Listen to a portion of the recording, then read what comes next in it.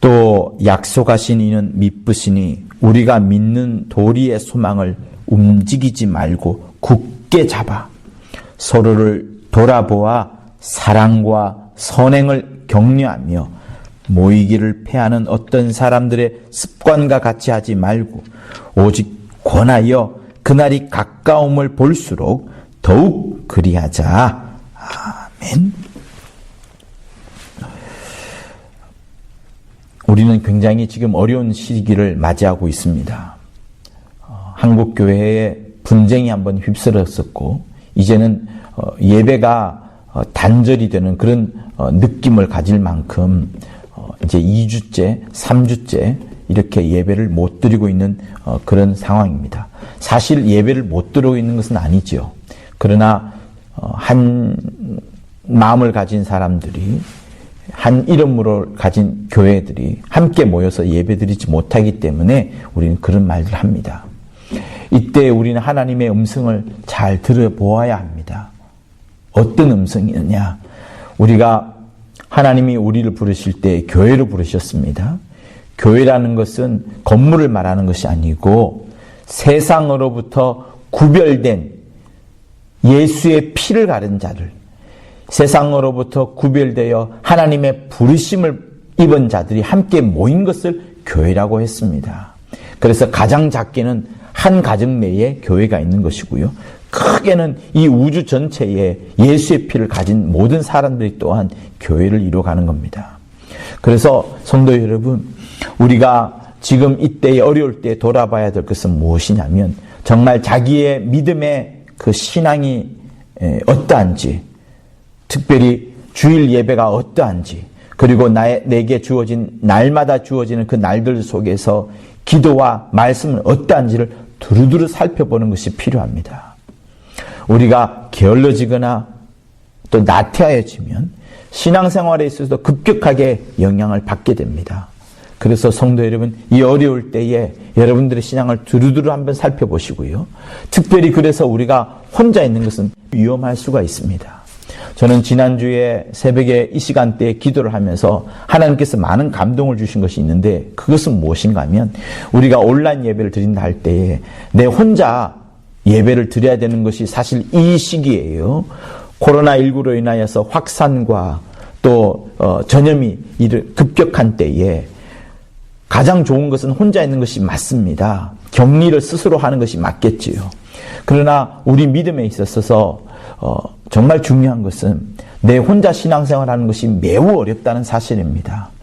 그래서 주께서 주신 감동의 말씀은 무엇이었느냐? 내 이름이 두세 사람이 모인 곳에 나도 그와 함께하리라 하신 말씀을 제게 많이 감동을 주셨는데, 그래서 혼자 신앙생활하는 것보다는 2명이서 3명이서, 지금은 스스로가 격리에 대한 그런 때이지만 그래도 불구하고 우리는 2명이서 3명이서 이렇게 함께 모이는 것이 정말로 우리 예배를 지켜주고 또 서로 간의 믿음을 지켜주는 것이 아닌가라는 생각을 많이 감동을 받게 되었습니다.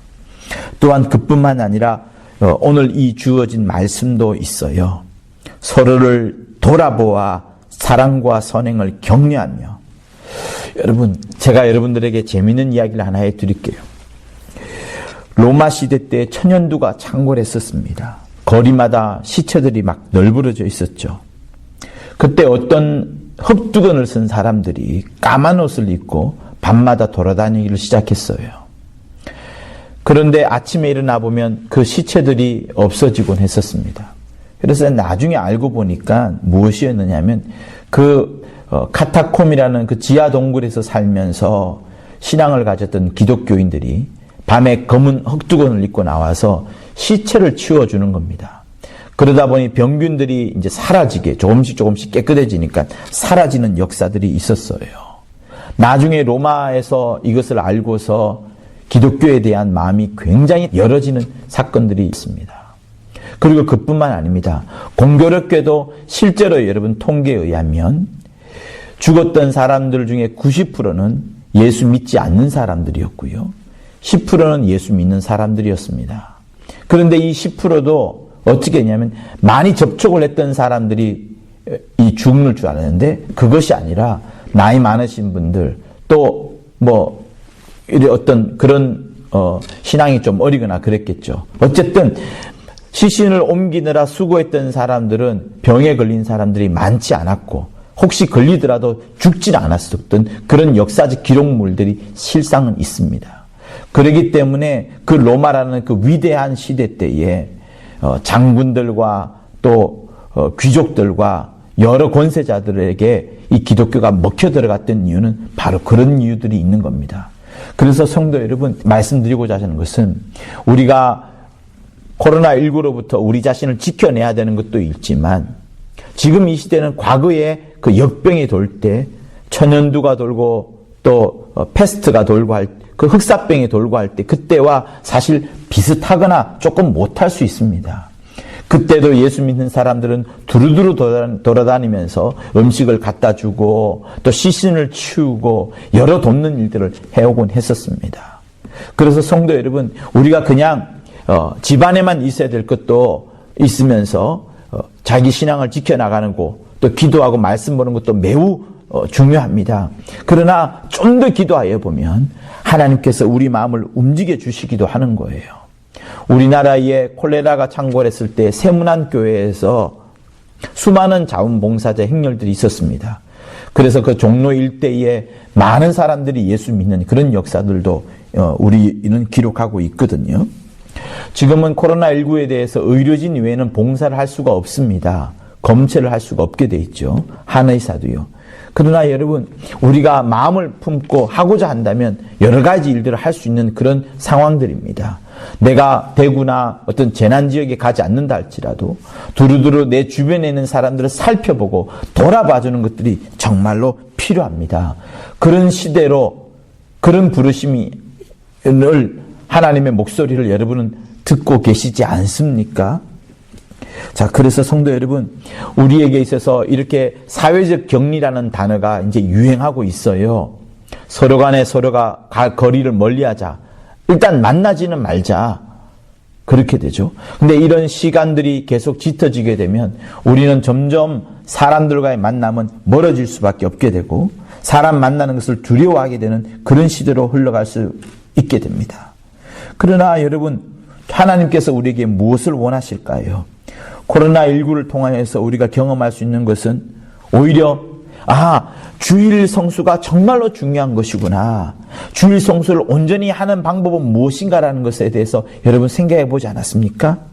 그리고 모이는 교회로서의 예배가 소중하고 모이는 교회로서의 성도들의 만남이 정말로 필요하다는 것을 우리는 정말 알게 됩니다. 그리고 이 본문에도 있는 것처럼 모이기를 패하는 어떤 사람들의 습관과 같이 하지 말고 그날이 가까울수록 더욱 모이자라고 말씀을 합니다. 성도 여러분, 저는 이 코로나19가 지나가면서 사람들 속에 서로 간에 불신하고 또 두려움과 공포가 넘쳐날까 봐 오히려 저는 그것이 걱정이 됩니다. 걸리지 않았음에도 불구하고 걸린 사람들을 정오했던 것들, 미워했던 저는 그런 역사를 알고 있어요. 예전에 메르스를 고쳤던 유명한 의사가 있었죠.